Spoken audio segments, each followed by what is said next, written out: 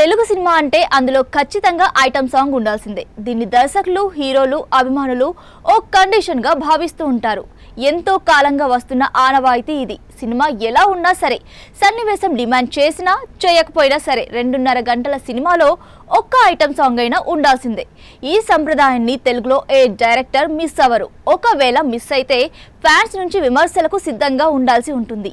ప్రస్తుతం రామ్ చరణ్ తో Shankar game changer చేస్తున్నారు. మరి అందులో ఐటమ్ సాంగ్ ఉందా లేదా అనేది ఇప్పుడు మెగా అభిమానుల్లో వాడి వేడి చర్చ. జనరల్ గా శంకర్ మూవీస్ లో ఐటమ్ సాంగ్ ఉండవు.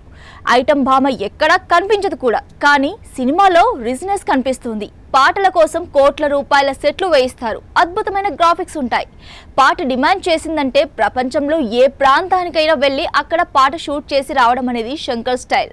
అంతేగాని ప్రత్యేకంగా ఐటమ్ సాంగ్స్ మాత్రం ఆయన సినిమాల్లో ఎక్కడా కనిపించవు. ఇప్పటి వరకు ఎంతో మంది స్టార్ హీరోస్ తో పనిచేశారు, కానీ ఎందులోనూ ఐటమ్ సాంగ్ పడలేదు. అయితే ఇంతవరకు ఆయన డైరెక్ట్ చేసింది కేవలం కాలీవుడ్ సినిమాలే. తెలుగు సినిమాలు డైరెక్ట్ చేయలేదు. మరి తెలుగు ఆడియన్స్ ని దృష్టిలో పెట్టుకొని ఐటమ్ పాట టచ్ ఇస్తున్నారా లేదా అనేది చూడాలి. కానీ గేమ్ చేంజర్ లో మాత్రం అలాంటి పాట ఉన్నట్లు ఇంతవరకు ఎలాంటి సమాచారం లేదు.